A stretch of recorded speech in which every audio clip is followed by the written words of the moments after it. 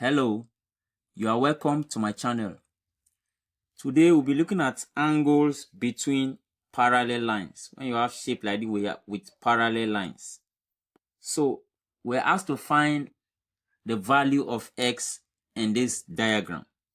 So the first thing for us to do here will be to trace this line, this parallel line, to continue in this direction. So we trace the parallel line like that. So it continues like that. So now that we have traced it, you can agree with me that these two angles are vertically opposite. When you have angles like this between two straight lines, this is a straight line and this is a straight line. So when you have two angles, opposite angles like that between two straight lines, they are vertically opposite angles, and that means that they are equal. Vertically opposite angles are equal. So that means this portion will also be 7x because they are equal. So opposite angles like this are equal. Now that we have this angle here, if you check this is parallel line and it is also parallel to this line. So when you have three interior angles like this between parallel lines, they add up to a special angle that is called 360. So let's check this angle here. This is 3x and this is angle on a straight line.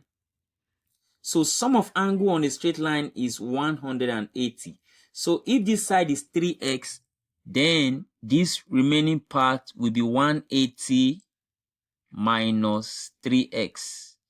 Because the sum of angle on a straight line, adjacent angles like this, is equal to 180. So if we have 3x on this side, this other side will be 180 minus 3x because they sum up to 180. Now that we have these three angles here in between parallel lines, because this is a parallel line and this is another parallel line. So three angles like this in between parallel lines add up to give us 360. So we're going to use that rule to find the value now. So 180 minus 3x, 180 minus 3x plus 120 plus 7x is equal to 360.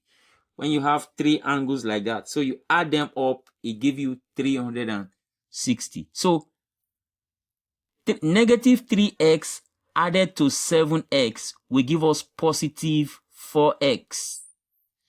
And then 180 plus 120 as like terms will give us 300.